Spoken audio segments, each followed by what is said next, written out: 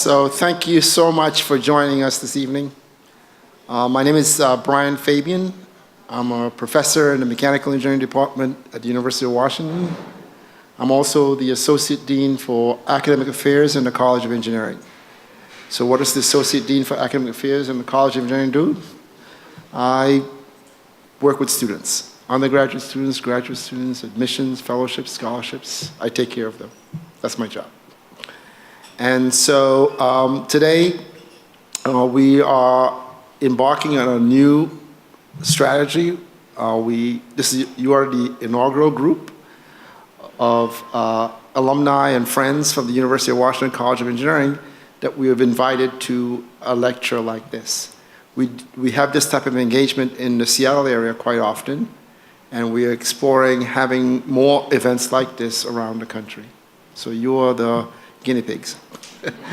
And so far, I think it's a real success. So since I'm a student-focused person, I'll talk to you about the students at the UW. We are in our first year of a new admissions model, a direct-to-college admissions model, where we admit a cohort of students directly to the College of Engineering, and they request placement into a major after a year. We had designed this model to have 700 students. We ended up with 950. So I spent a lot of my time trying to figure out what am I going to do with these 250 extra students. But I can tell you what the dean is doing about this, and he's working with the state legislature to find a way for us to increase capacity at the College of Engineering at the University of Washington.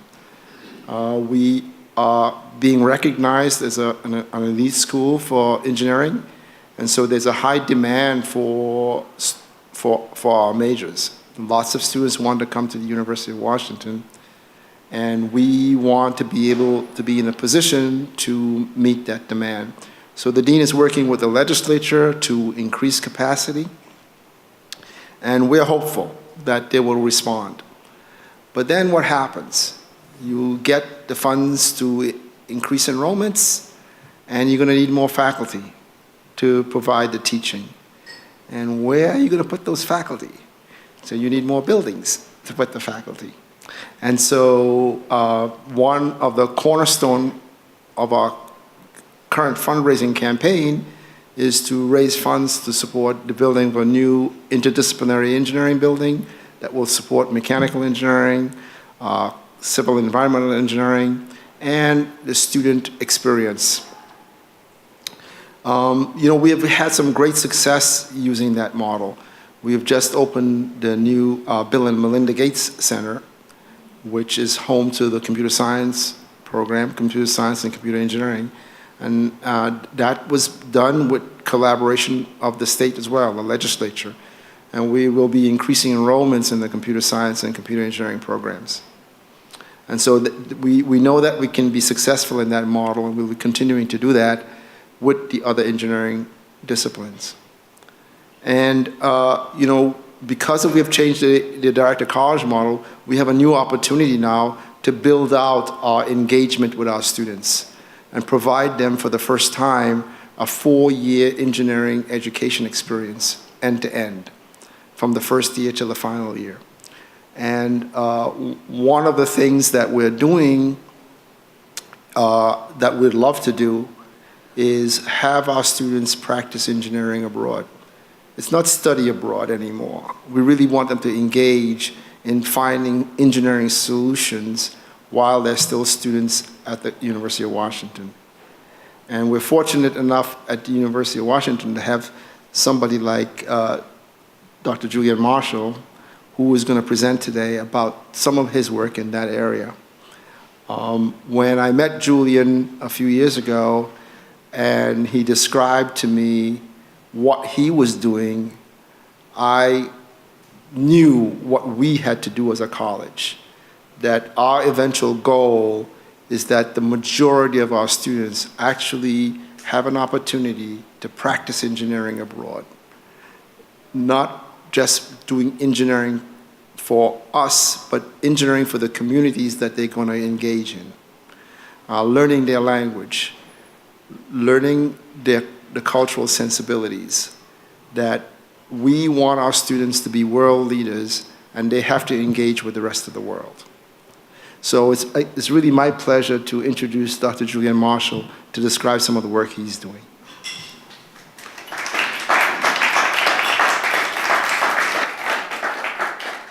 Thank you, Brian. Thank you to you all for coming here. You know, it seems like anywhere, it's really hard to get people to sit in the front row. So you're no different than my students in that regard. When I teach, the general rule is if you sit in the front row, I won't call on you. That's the incentive to sit in the front row. So you three, you're off the hook. Everybody else better pay attention. You don't know when a question's coming.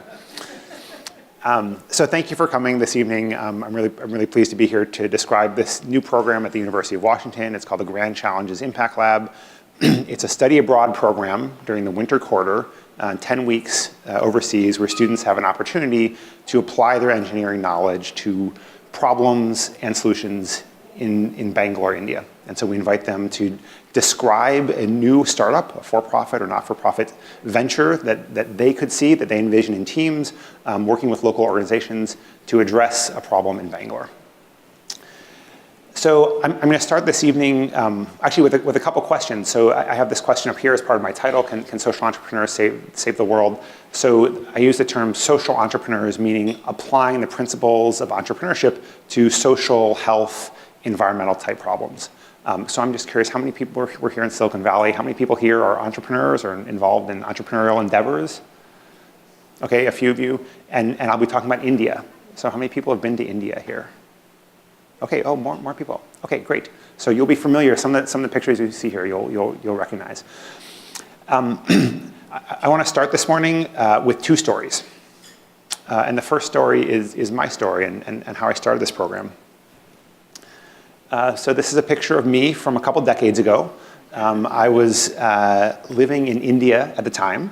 I graduated with a degree in chemical engineering. I moved here to the Bay Area. I worked in environmental consulting. I learned a lot, and then I wanted something else. I moved to Singapore. I taught freshman math and science at a junior college in Singapore. Then I was interested in kind of doing something else, and I moved to India, to this area called Ladakh, which is in the northern part of India, right where India borders Tibet and Pakistan. And I wanted to go there, and I worked with an organization, and I wanted to go there and help and see what I could do. And I very quickly found that my engineering education had not prepared me well for this environment. I didn't really know how to find a problem, how to find a solution. You know, I'm an outsider. What can I do? What is development? I mean, I had a lot of questions and not a lot of answers. So I figured people had probably thought about these questions before, and I decided to apply to grad school. It was not really easy. There was no email or internet, but I managed to apply to grad school. I applied to one program that I was very interested in here in the Bay Area in Berkeley. I got in, and I got some funding, and I went there. So this is a picture of me. I got in the car and drove to the airport and flew back to the US and went to grad school. And from there, my story is pretty typical for an academic. I got a master's degree, and I thought it was really interesting, and I was doing well and having fun, so I got a PhD. I did a postdoc, and I started as an assistant professor, and that was great, and I was doing really well. I was doing all the things that my institution wanted me to do. I was getting good teaching evaluations. I was getting prestigious grants. I was publishing in the right journals, all the stuff I'm supposed to do. And I really enjoyed that. I still do. But none of that was connected with why I went to grad school in the first place, which is this community in India that I felt like I was not able to do something there to serve this community that I felt like I should have. So this was at University of Minnesota. I was there for 9 years before I came to University of Washington about 3 years ago. So I started a program at Minnesota. It was called ACARA, and it was also around social entrepreneurship. And basically, it was meant to help the me of several years ago. I wanted the students who came through their engineering education to have more skills at converting their knowledge into impact. How to take all this wonderful stuff they learned in school and be able to go and apply it out in the real world. So that's my story, and that's why I've done that. And when I moved out to University of Washington, you know, one of the things they asked me, that Brian Fabian asked me, is, could you bring this program with you that you've been doing? And I said, well, you know, it doesn't fit in a suitcase. I can't bring it with me. But if you're interested in doing that, you know, I am, and I'd be happy to start a program like this out at University of Washington. And since coming to University of Washington, I've just found it to be a wonderful place to be. It's a very innovative entrepreneurial culture there, and I've really appreciated that.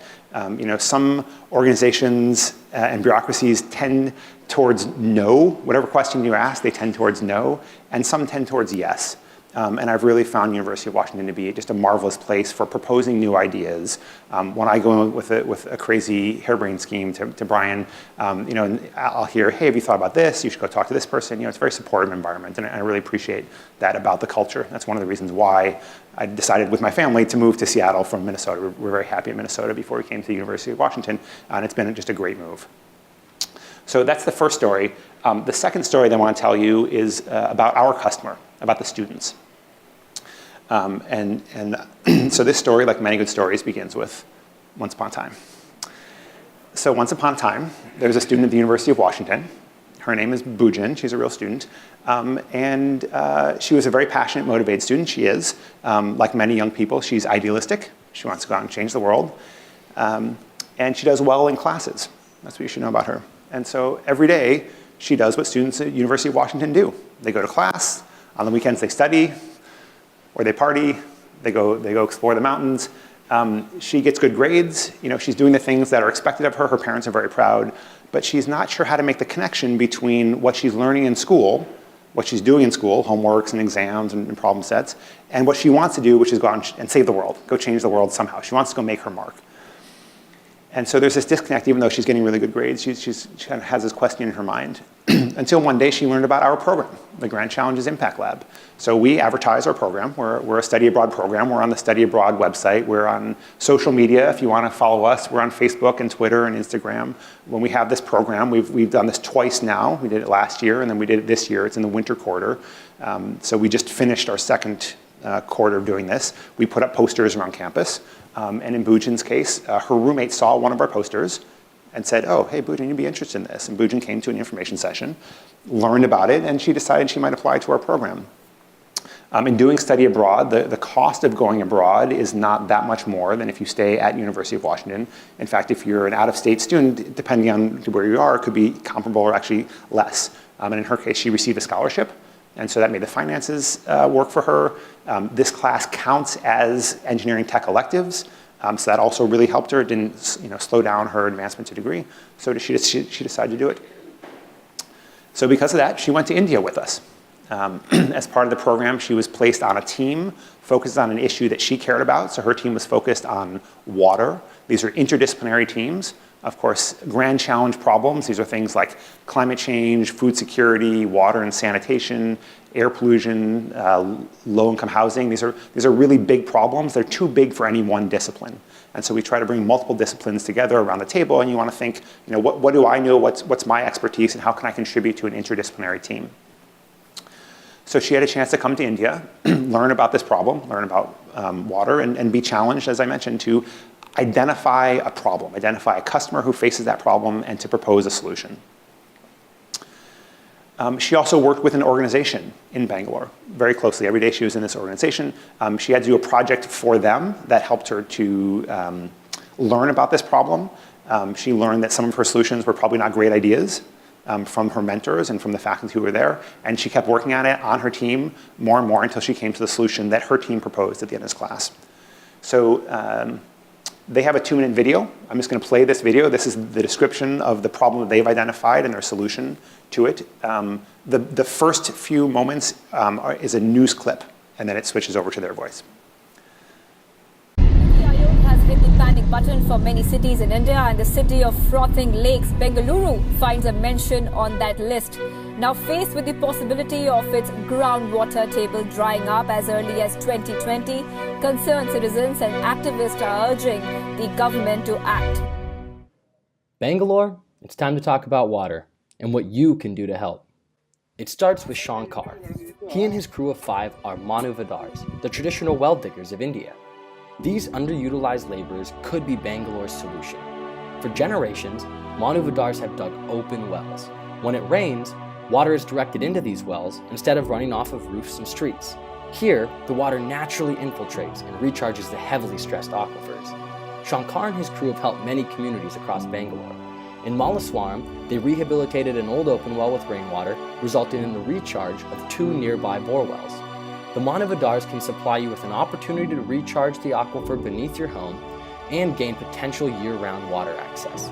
Unfortunately, Manavadars market themselves door to door, lacking a competitive platform to reach their customer.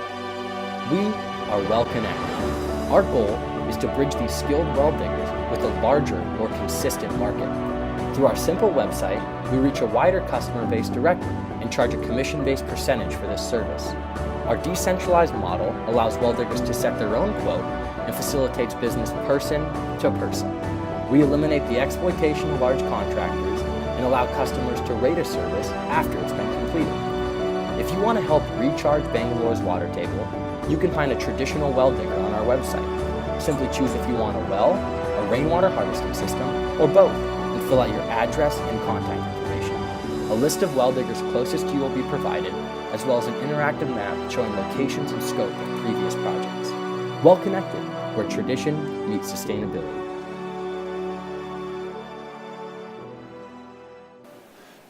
Okay, so that was their idea, right? They identified this problem, and actually everybody in Bangalore knows that they're running out of water. Many people have wells on their property, and you're supposed to do rainwater harvesting, but many people don't. And what they identified is, well, it's kind of hard to figure out how to get rainwater harvesting on your plot of land for your house. And then they went and talked to people who do this, and they said, basically the people who do this are not high tech. And so they thought, okay, we can find a way to sort of bridge this connection. That was their idea. Yes, sir. So I have a question. Yes. How do we solve that problem in the US? And how do the students know to not go to that solution? How do they know to not? Use the solution with these here. Yeah. How do we solve this in the US? Let me not answer that. We'll leave that for the end if there's more questions. But I would say the other question was, how do they know that this is a locally appropriate solution? Is that maybe a way to reframe your second question? And I'll partially answer that now, and then I want to kind of answer that at the end, because that's a really, really critical question, that this is not people from outside coming in proposing solutions there that worked here. And the main way is we have a lot of partners that we work with. So they are embedded in an organization for their whole time, and those are local experts who have been working on this problem for decades usually. Oftentimes students will propose ideas. They get very used to brainstorming and hearing, oh, I don't think that'll work because of this reason. Okay, we have to modify it. So the people who they worked with an organization called Biome in Bangalore, which is an excellent water-based organization. And basically my short answer is that the experts in Bangalore think that this is a good idea. People who work on water in Bangalore think this is a good idea. My opinion is less important in that realm. I mean, I have certain aspects which I think my opinion is important, but there's many, many aspects, including what you said, which is this locally appropriate, for which people who live in Bangalore are far better placed than I would be to weigh in on that. They're quite passionate about this. They've spent 10 weeks kind of pouring their heart and soul into this idea, and they want to go out and do it. And the organization that they work with wants them to do this also. So actually another answer to your question is that Biome is currently applying for funding to try to pilot test this idea. So this is an idea that even if the students go no further with it, the local organization wants to see this implemented. And that's probably a really good sign that there's at least some merit. Now, will it work or not? I don't know. Nobody knows any new idea, but it suggests that it's worth trying. It's worth moving forward. And so Bujin, like many of the students in this program, is very passionate about this, and she's motivated. She's had a taste of finding problems and finding solutions, and she wants to go and do this. So she's a senior, she's graduating, and she keeps asking me, what should I do? How can I go and do this? She's thinking about getting a master's degree in our department to see if she could continue working on this water aspect. She's really kind of just searching for how can I have impact, which is consistent with who she was before she took the program, but now she has some tools and some experience, and she wants to move forward with that. So I tell you this second story of Bujin, mostly just so you see our program through the eyes of our customer, who are the students, the experience that they have. And also, that's an exercise that we have the students do. We have them tell us about their ideas through the eyes of their customer.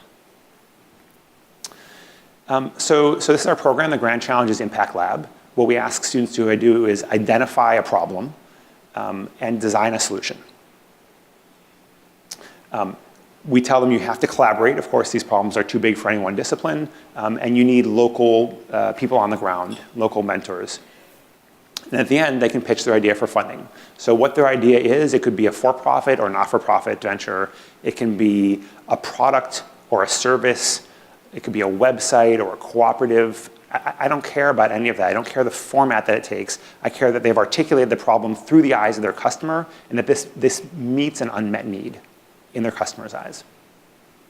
It's in the winter quarter. There's a cost, and again, we've just done this now for the second time. We look forward to working with the students, in follow-on engagement, and we're kind of trying to figure out what that means, what that would mean for Bujin and other students who want to do this. There's a lot of philosophy that we give to the students around the program, and this Venn diagram is one of them. At the top, how can students show up and they say, how can I help? I want to help. And we kind of shift them by saying, no, how can you learn? You can help by learning. Don't come to this like you want to help. Come to this as if you want to learn. And over time, you'll find a way that works by learning about the problem through the eyes of your customer. And then this Venn diagram, it's the same thing, through the eyes of your customer. And so, as it says here, you want to be here. Whoop. You want to be here in the middle. Well, this doesn't work up there. And so, once you've identified your customer, you should care a lot less about what you think about the problem and a lot more about what they think about the problem. If you think this is a problem and they don't think it's a problem, then you have a really hard time solving this problem because it's not a problem to them. In terms of success, what I would like to see students be able to do over the course of these 10 weeks. So the first one is an idea that might work, that could work. It's realistic. It's not guaranteed to work, but over 10 weeks, it's something that's worth moving forward on. What we call voice of the customer, have they identified the customer and heard what that person thinks, and learning by doing. If you want to solve complicated problems, you don't sit in your office and plan for 4 years. You have to get out into the streets, into the field, into the lakes, the communities where this problem is faced, and learn by doing, by prototyping and getting feedback on your ideas. So, kind of here's the mechanics of how this goes. If you are enrolled in our class, we have during the fall quarter a 1-credit introduction class where we talk about some logistics, how to get visas, what to pack, a little introduction to India, a little bit of an introduction to entrepreneurship, and then we go to Bangalore for the full winter quarter for 10 weeks. It's divided up into thirds. So the first third, we're all together as a class, and we're going out and learning about India. What are the problems? What are the solutions? We try to look at a diverse set of organizations and experts who are working on these problems and solutions. So it's not a lot of time in the classroom, it's really out in the field learning from people. We talk about, again, food, water, energy, housing, just many, many problems and different types of solutions. Grassroots solutions, solutions that work with elite decision makers, solutions that are more technology focused or legal focused. Some tools of entrepreneurship, some tools of design thinking. That is some classroom time. And then the remaining 2/3 of the class, students are off in their teams of 4 or 5 people trying to apply their ideas and try them out, these entrepreneurship and design thinking tools, apply them in the field. So in the middle third, they're embedded in an organization. They've been working with this organization, and they go to this organization each day, and that's kind of the local guidance. And the teams are working on 2 things. One is a project for the organization. That does 2 things. One is it delivers value to the organization. It's a reason for the organization to engage with us and with our students. And the second reason for that is then the students are learning something about this problem in the course of doing that project for the organization. And the second thing they have to do is for the class. They have to identify this problem and kind of set out this for-profit or not-for-profit venture. That's the second thing they have to do. And they have a deliverable at the end of the middle third. And in the final third, they can either push forward with the ideas they had proposed, or they can drop their ideas and come up with something new. Those are the 2 options. Either make your idea better, or then go through this whole process a second time, but it's faster and better the next time around because you've already been through it once, and you've already learned a lot the first time through. So what I have next are some photos to just show you what this looks like, what these 3 sections look like, the first, the middle, and the final third. So this is what this looks like on day 1. These are the students, they've just landed in Bangalore, and they don't even know how to cross the street. If you try to cross the street in India, that could be quite an intimidating experience. But we need our students to be effective. They have to be able to go out and travel around Bangalore and enter communities and interview people and talk to them. So they have to be able to get around on their own. So what we do on literally day 1, there's a treasure hunt around Bangalore. We have people kind of stationed around Bangalore, and the students work in teams, and with local students, they have to travel around Bangalore, and we have them assigned, they have to try different modes of transportation. So at the end of day one, they can get around. They can use the bus, they can use the metro, they can use Uber, they can use auto rickshaws. Boom, that's the end of day one. They've got it. Okay, so this is not India through the window of a tour bus. They have to be able to be effective and operate there in India. Believe it or not, actually, there is Uber auto rickshaw. You can get you can hail an auto rickshaw via Uber in Bangalore. And one reason I know they're comfortable here is because they have 4 people in the auto rickshaw, which is actually not allowed, but if you're nice to the driver, they'll let you do it sometimes.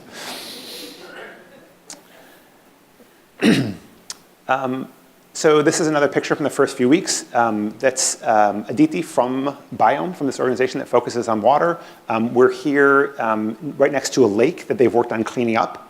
So it's a really interesting location. There's this amphitheater where she said to the students, what do you care about? And here I can tell you what our organization does and why it does this and how it works and what we've tried that has worked and hasn't worked. Marvelous learning opportunity to learn from experts here. To the right of this picture, there are some beautiful high-rise apartments, really nice apartments right on the lake. It's a lovely place to live. If I was going to pick a place to live in Bangalore, I might pick living on this lake. And then you have this lake, which their organization has worked on cleaning up. There's fishermen who fish in the lake, as commerce. And then on the other side of the lake is a slum. That's just kind of the reality of being in Bangalore. You have high income and low income right by each other. So we do a lot of this. We're out in the fields, out in the lake, learning from experts. This is another really common water picture in Bangalore. So this is a low-income community. The women in this community have brought these jerry cans out to fill them up from the tanker. So many communities don't have piped water. The city doesn't supply the infrastructure to all neighborhoods. Even the neighborhoods that they do supply to, sometimes the water is turned on or turned off. So when I lived in the neighborhood that I lived in, it would be turned on for like an hour or two per day, and they come by and turn it off. If you want water outside of those hours, if you're in a middle or upper or higher income level, then you just get a tank on your roof with a pump. It turns on when the water's on, and then you store water on your roof. And if you don't have a roof or a tank or piped water, then this is another really common way to get it, is through these tanker trucks.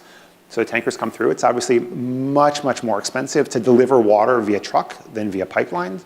So the water here is more costly. And where does the water come from and how safe is it? You don't really know.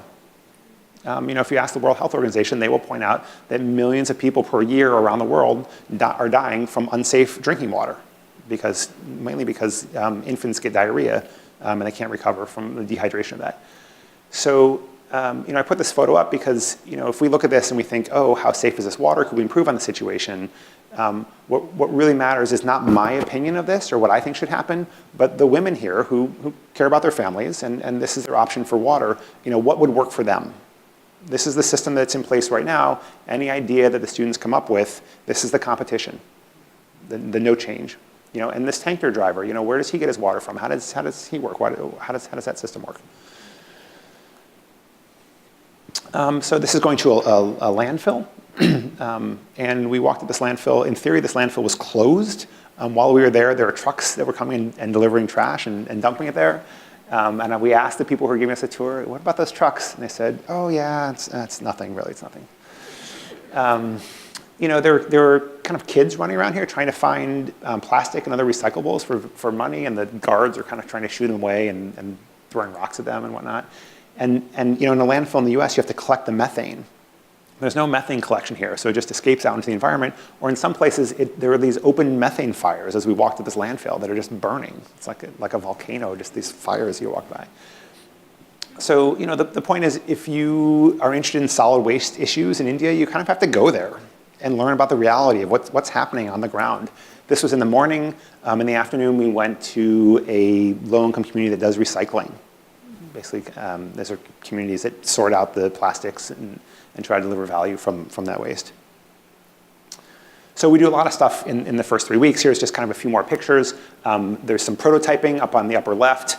We go and visit interesting sites. We kind of have lectures from people who are working there. That's on the lower right. And then in the middle picture, the gentleman who invited us into his house, he makes silk. He has kind of a cottage industry, and this is very, very common. So he buys silk cocoons in the marketplace and boils them and spins them into threads. And that's kind of how a lot of commerce happens in India. So just learning about India and being comfortable and a little bit more fluent in what India is like. That's the first 3 weeks. And that's wonderful and marvelous. And then it all comes to an end when the middle third starts. And then they leave this kind of well-curated series of events, and they're off in teams, and they have to figure out on their own what they should be doing and how they should be spending their time. And they have to be comfortable going out and talking to people. So in the first 3 weeks, we're talking about how do you interview people. We practice interviewing. So here, this is the water team, and they're going to a place where, on the outskirts of Bangalore, where some of these tankers fill up. And they talk to people, why do you get your water here? How does this work? And then this is another place we get water, but here they treat the water before they deliver it. Okay, so how does this work? Why does this one place treat it, and why do other places not treat it? And then they talk to the tanker drivers, who are a really important part of this infrastructure. How does this work? How do they make money? Basically, what is the existing solution before you start proposing new solutions? And then the other thing, as I mentioned, is you're working for the organization. So Biome installs rainwater harvesting in many places, including in schools. And they said, we've installed all these school systems. We'd like you to go back to these 10 schools and see what's happened. Are they working or not? And so they had a chance to go back to schools and see the system, learn about the engineering design, but also talk to the principal, talk to the teachers, and talk to the students who are expected to kind of keep up this rainwater harvesting infrastructure. What's working, what's not working. Not surprisingly, in some places they found that the systems were still working well, and in some places they weren't. And so they visited 10 schools. It was a great opportunity to learn about what's working and what's not working. And the organization, Biome, really appreciated this feedback about where did it work and why not. And so there's learning on both sides. Also, in the middle and the final thirds, there's a lot of this. There's a lot of working in teams, brainstorming, understanding the problem. What do we know? What do we not know? How should we spend our time? What should we learn about next? Because the students largely are responsible for what they do in their teams. So the research about ideas, there's two main things going forward about how you have good ideas. The first one is to have good ideas, you have to have a lot of ideas, because most of them will get thrown away. So we spend a lot of time brainstorming. And the other thing that the research says is you have diverse teams. You have people from different backgrounds who are contributing different ways of seeing the problem. So they spend a lot of time in their team, and they also spend a lot of time just learning on their own. Once they've gotten engaged in this process, they are very motivated to find a solution. They're working with an organization. Oftentimes they're working with customers, with households, and they want to learn about this. They want to be effective. They want to know how to turn their knowledge into impact, and they want to know what do they not know and what do they need to know to be more effective. So they are quite motivated. And the shift happens about halfway through the class where they realize how big it is that we're asking them to do, how big this project is. To identify a problem and a solution is really hard, and they want to. They realize that they can. And so at that point, we don't have to encourage them at all. They are just out running as fast as they can, and we're kind of like kicking and screaming behind them, trying to keep up. And that is a marvelous place to be. That is a wonderful model for education. And at the end of this middle third, they come up with a proposal. This is their idea after the middle third, and then we talk about it, we critique it, and we talk about whether they would want to move forward or not with this idea, or if they want to start over from something else. So here's a bunch of questions that we ask them. This is this circle of questions. It starts in the upper left with the problem. Okay, what is the problem you're focused on? We start with the problem, not the solution. We start with the problem, not the solution. And the reason is that history is full of wonderful, beautiful solutions that solve the wrong problem. So we spend a lot of time up front on what is the problem and why. What evidence do you have that this is a problem? Who faces this problem? And then we talk about the customer. Who is the customer? Why do they face this problem? What evidence do you have that they consider this a problem? And why has this problem persisted? Why has someone not already solved this problem? That's a really, really critical question. And then we come around to the solution. What is your solution? How does it work? What evidence do you have that your solution would work? And how will you sustain yourself? So again, this can be a for-profit or not-for-profit venture, but if you need some resources to continue forward, how are you going to get those resources? No fair calling up your rich uncle and asking for a donation. Okay, that might solve the problem in one location, but we want solutions that can scale over time and space. And then the last question is, how would you make this real? You know, what if you want to go out and do this? What would that take? If you want to make this real, we're challenging students, make this real. Think about this like you're going to do this. So if you were going to do this, you know, what data do you have that this will work? How have you prototyped? What feedback have you gotten from your prototype? You know, what's your plan going forward? And who's on your team? And who would you want on your team? What are you missing to make this successful? So these are questions that are really easy to ask, and they're hard to answer well. And the way that you answer them is you kind of just keep going around this circle and trying to improve your answers as you move forward. So in the middle third and the final third, it's kind of going around these questions and trying to test some assumptions and seeing what you can do to improve your ideas until the class ends. And then there's a pitch. There's a final pitch at the end, and the students get to stand up and they say, this is our idea, and they pitch it to kind of the organizations that they've been working with and other people who we engage with, and hear their feedback. In the case of Biome, what I mentioned is the organization said, great, we want to do this. And they're trying to go out and find funding. And that's a pretty common answer. There's some other learning that happens along the way. It's not just engineering learning, right? This is one. They realize, oh yeah, this is going to be harder than I thought. And that's really important learning. And in fact, here's another way to say the same thing. Generally, when they come up with their first idea, they think it's great. They think it's great, and they're really enthusiastic, and that's awesome. And then you start asking them questions, and they realize, oh, yeah, I hadn't thought about that. That's a good point. Okay, there's another question. Yep, we got to work on that. We got to work on that. And you keep asking them questions, and then they realize, oh, my idea is not so good as I thought. There's a reason this problem hasn't solved itself. And the important thing is that you know students are going to walk this path, so you don't stop here. You can't like crash and burn and die at stage 4. You have to keep working and improving. Yeah, at stage 3, you have to keep working to stage 4 to kind of bring their ideas together. Oh yeah, wait, there could be a way. And then to get to the end, I can do this. And what you'll notice is that stage 1, you're not quite as high as, at stage 5 is not quite as high as stage 1. Okay, but it's a bit more realistic. And I tell students, this is the path you're going to walk. Just know this. Just know this ahead of time. And you can see, so we blog every day. 2 students blog, and they're on our website if you want to go and read them. So they're reflecting on their experience. And if you go read the blog posts from the middle of the class, they're all really depressed because they're seeing global poverty and how hard it is. And what can I do? I'm just one person. But the good news is they keep going. They don't stop there. They keep going. And they realize, oh, wait, I can do something. You know, I can't solve poverty overnight, like no one person can, but I can find a community and I can talk to people there and I can use my engineering knowledge to address one aspect in a way that's realistic, that could work on this one facet of what I'm studying. And that's tremendously empowering to students. So this is at the beginning of the course. Students come in and they are super eager. They're really excited and maybe a little nervous because they don't know what they got themselves into. And our job is to find their inner superhero. That they are strong, powerful people and they can turn their knowledge into impact. That's kind of the goal of our program. They're leaders and they can go out and do something. So here's one other team's plan. This is also their 2-minute video.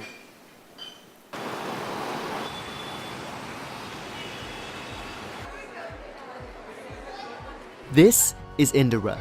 She and her family of 6 live in a 7 by 12-foot home. Her home is much like her neighbors, who share walls conventionally constructed out of thick cement blocks and corrugated sheet metal for roofing.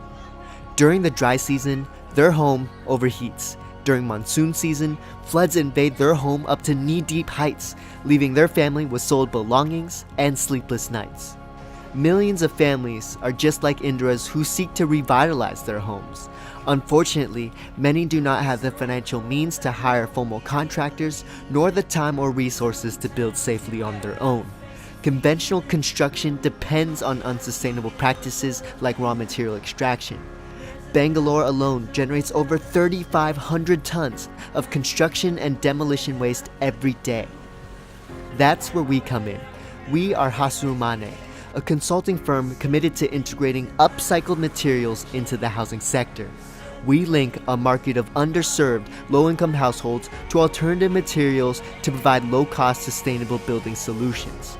Our firm works directly with organizations already serving low-income individuals to utilize their valuable influence within these communities.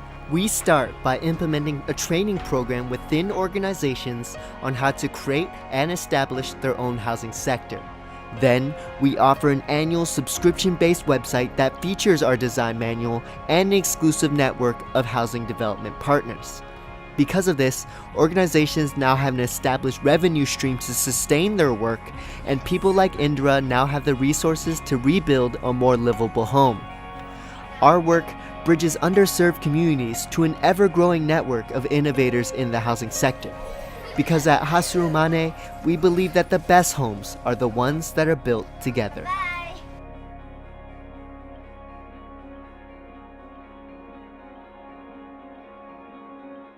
So that was an idea from last year. They gave their final pitch at the end of the class, and the organization said, yes, we want you to do this. Please do. And if you're not going to be here to do this, can you please write a job description for somebody who will? So they did that. The organization hired someone. And actually, we had a team this year who went back and worked with the same organization. I'm happy to talk more about this. But Indra is a real person. And this, again, is kind of solving real problems for real people. Okay, so kind of just a few bits here. What is GCIL, Grand Challenges Impact Lab? The thing I tell students over and over again is it's boot camp. If you come on this program, you will work hard. So here we are at breakfast. We start at 7:45 for breakfast. There are 2 students who read their blogs, typically from what happened the last day. We talk about it, there's some reflection, and then whatever needs to happen for the day, and then they're off and running. It's morning till night. This is not a relaxing time. I tell them if you want to relax, you can stay here, you can take a quarter off, you can go, hang out in Italy, I don't know, but if you're coming here, you're going to work hard because we want you to learn a lot. We do travel sometimes. We do have a little bit of fun around the edges, sometimes on accident. So this is traveling to Hampi, which is in the northern part of the state where we are. It's a UNESCO World Heritage Site. And these coracle boats are just kind of taking a boat ride there. It's a really beautiful place. If you have a chance to go there, I encourage you to visit Hampi. It's about local friendship. So we work with this college, St. Joseph's College, SJC. The first thing we did is we had the students from UW and from SJC read the same book, and we had a discussion between the SJC students and the UW students. And the UW students and the SJC students both said they loved it. And this year they said, we want to form a book club, which they did on their own, not from us. So once a month they got together, they all read the same book, and they talked about this book. We involve SJC students for many reasons, but it's so that the UW students have peers that they can talk to. A lot of times, the UW students are learning by seeing India, but when the SJC students get involved, the SJC students are also learning by what we're doing, what we're talking about. And so there's this other learning that happens by seeing how your peers are seeing things differently and learning about things differently than you are. And GCIL's family. We hear this from the students. This is what they call. They say this is our GCIL family because we're in a dorm, we're together 24/7. It's a really intense experience. And when you're in college, it's much easier to make friends with and interact with people who you choose to. Right? UW is a big university. When you come on GCIL, you're on a team which you may or may not have chosen to work with these people, and you have to learn how to work with other people who might be different than you.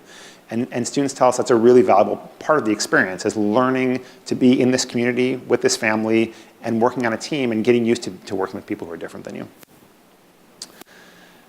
So you heard from Brian Fabian. This is our current dean on the left, and Brian, our associate dean, on the right. And one thing that he said to me that I really appreciated, that the best way for students to know they can solve big problems is for them to have an experience in school solving big problems. That's how you empower students to go out and do this. And that's exactly what we're trying to do with this program.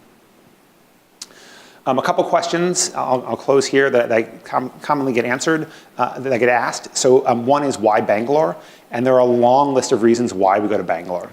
Okay, so the first reason, of course, is that safety is our main concern. Bangalore is a safe place. Now, no city in the world is like perfectly safe, but Bangalore is a relatively safe place, and people can go to a community, maybe with the community's engagement, with the organization's engagement, and they'll be relatively safe. And that's very important. Another reason, Bangalore is sort of the Silicon Valley of India. There's a fair bit of wealth there, and there's also some poverty there. And so there are a lot of problems, and there are organizations working on solutions. Just about any topic I can think about, there's good organizations doing interesting work in Bangalore. And so that makes it a marvelous place to go to as sort of a teaching laboratory, because there are all these experts in Bangalore working on problems that can work with our students and teach our students. There are many organizations that have this kind of for-profit, not-for-profit mindset that are kind of happy to engage, the application of entrepreneurship to grand challenge problems. There's many other reasons as well. Many people speak English. There's reasonably good food in Bangalore. You can get around. It's convenient to lead a program like this in Bangalore. And this is the other question we get, which is like, okay, great, how does this actually work? Like, why does this work? As people say, what's your secret sauce? So I'll give you a few answers to this question. One answer is not super secret. We use the best practices. So we put all of our information online, and many other people do as well. We use design thinking principles. You start with a problem, not the solution. All these ideas that people spend time thinking about, we implement that as well. And we want to give our students best practices for applying these skills. The second one, and this is probably the most important one, is the partners. This is absolutely necessary for our program to work. So we have local students so that UW students have peers they can talk to. We have deep engagement from local organizations that we've vetted. We know how to have the conversation with organizations about what our students can and can't do when they're there. And so we can prep the organizations in how they should work with us. And we have organizations which we have a good relationship with. And that's critical for sort of the local voice. And then, lastly, there's many instructors. So I'm definitely not the only person. There are people in Bangalore who work with us. We've hired full time to work on this. There are other people from UW who come there. And that's also absolutely critical for getting the local understanding. And so, I can kind of go through each of the people up there and what they do, what their role is, not just for keeping the trains running on time, although that's important also, but for the curriculum, what content needs to be in there, how do we engage with organizations, how do we engage with these problems in Bangalore. And so there's a lot of people that work on this program, and kind of knowing what's needed and how that comes together is a lot of making this successful. The third thing is that the students are in the lead role, so I don't have the answers. I don't even have the questions. We ask the students to come up with the question, to define the problem they're working on, and to define the solution. And so that's a really new role for students to be in often. And so knowing kind of how to do that skillfully and letting them lead, letting them fail, this is sort of a safe place to fail, in a way that they can pick up and learn. That's also a really important part of this. And then lastly, also really important is humility. So, on the one hand, they're working in organizations and with people who have been working on these problems for decades, and so they need to be respectful of that. But on the other hand, they've heard that message their whole life. Oh, you're just a student. You don't know anything. So we want to also combine that with the flip side, which is you're smart. Don't wait for someone's permission to go out and solve a problem. Find something you're passionate about and work on it. And the way you hold these two contradictory ideas in mind at the same time is with humility. So when you come to a community like this, it's not like, oh, I'm an outsider, I have the solutions. Absolutely not. But on the other hand, it's not like I can do nothing. I can go to this community and talk to people, and a team of students over the course of 10 weeks with a lot of hard work can find something that might work for this community. You can find solutions that might work. And so it takes being humble to recognize that some problems are bigger than you, but you can still work on them. So that's us. This is the Grand Challenges Impact Lab. As you might imagine, this is a really impactful experience to students. Students tell us that this program changes their life. It changes what they see themselves as, what they want to do with their life. They regularly tell us that this is the best experience they've had in college, inside or outside the classroom. And we just really appreciate the opportunity to work with students and to give them that experience. In terms of next steps, we would love to keep going with this. As you heard, this is a new program. We just finished our second year. We would like to keep going. We have thoughts for how to expand and build and grow more students, potentially more locations, but we'd like to continue this program. So with that, let me thank you. This is the question I started with, and I'll kind of leave that as an open question. But I want to thank you for coming, and I'm happy to take questions after that. So thanks.